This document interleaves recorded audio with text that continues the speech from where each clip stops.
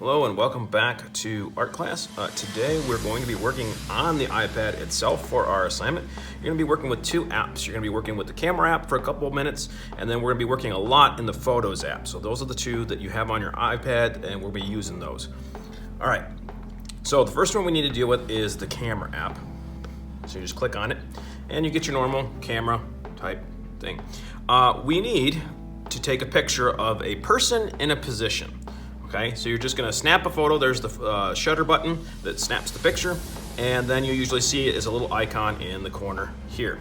I'm already got a couple taken, but you can take them up and down like this, or you can take them side to side like this. It kind of depends on what you want, but you want the person to be acting like they're doing something. So I need the person in the photo to be looking like maybe they're playing drums, maybe they're thinking with their hand on their mouth. Maybe they're kneeling, maybe it looks like they're climbing something. They just need to be looking like they're actually doing something. And it needs to be just a photo. It cannot be a video. It can only be a photo. Okay, once you have the picture, you may want to take several pictures just to kind of get a feel for it. Once you have the picture, then you're going to go to the Photos app. Now, I have several pictures of people doing different positions. I have one that I want to work on right now, and it is, let me see which one it is. This one? Yep. Okay, so I picked the one I want. Now this person's kneeling. And I'm gonna turn it so it fits best in the picture, like this. And then I'm gonna go up to the edit button, okay? And you're in the edit area. Now you may need the crop button. If you click on that, you can resize the picture however you need.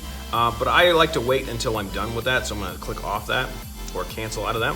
I'm gonna go back to edit. And the really area I need is going to be this area right here, which is the three dots at the top. You're gonna have this thing called Markup, and I'm gonna have you tap Markup. Markup's gonna bring your picture, but it also brings up this neat toolbar, kind of a paint palette kind of toolbar. And what's really nice is it can be moved to the side, it can be moved to the top. That way it's always out of your way when you're working on it. I think you can even move it to a corner so it's completely out of the way. I'm going to keep it down here at the bottom for right now. There are a few tools that you need to know about. There is the pen tool, and if you double tap on it, you'll get your sizing. There's a marker tool, and if you double tap it, you get your sizing and opacity, how solid the color is. And the same thing goes for here. You can see the opacity right there. This one is the pencil tool, so it looks kind of like a pencil. This one's your eraser tool. This tool that's really hard to see, it's almost completely black, is the selection tool. So if you drew something but you need to move it, you'd circle around it using this tool, and then you could move it. Ruler tooler, which I'm not 100% sure anybody needs to use that, but I'll click on it and you get a ruler. You use two fingers to kind of read it, and then you can redraw a line by clicking like a pencil. Let's do a marker, and you draw it right there so you get a nice straight line. There is the undo button over here. I like to do it, and just tap the ruler again for it to disappear. Your basic colors.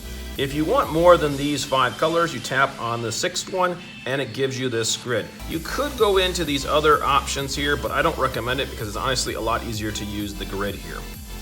And again, the opacity again for how much you want. Okay. You just tap off the screen.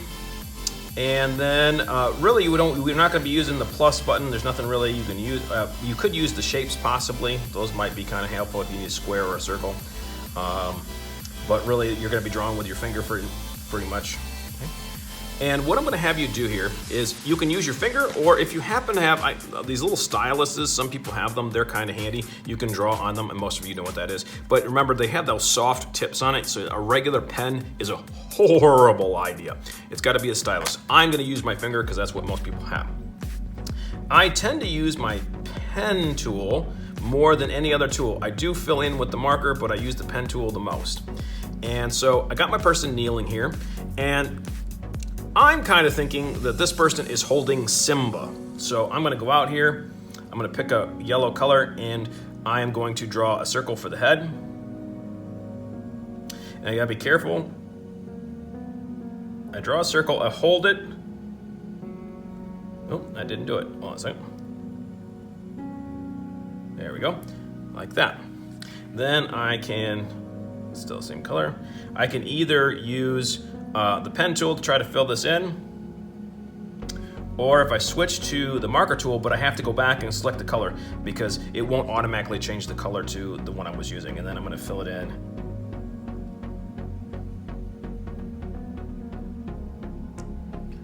Like this. Now, I don't expect this to be super neat. Our fingers are not exactly detailed, but I could zoom in. Most of us know how to do that. Like this. Add a second layer here, so it's a little bit darker, and if you notice it matches better. 2 fingers to move it down. I'm gonna do an oval for the body.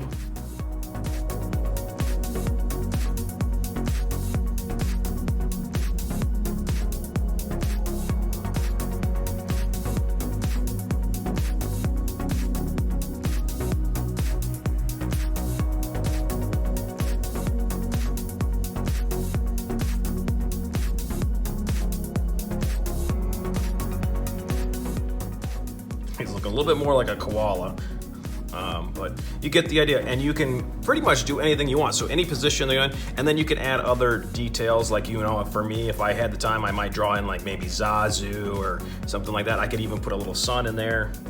Let's get the brighter sun here.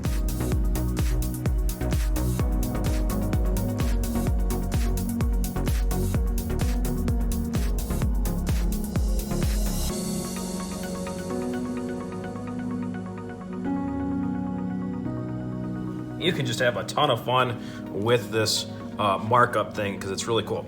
Then when you're done, now I'm not going to finish this. I'm going to go ahead and get this going here, and then it hits done.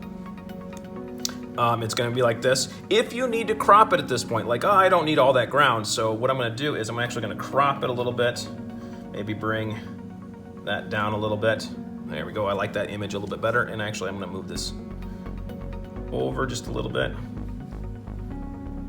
Yeah, I like that. Then I click done.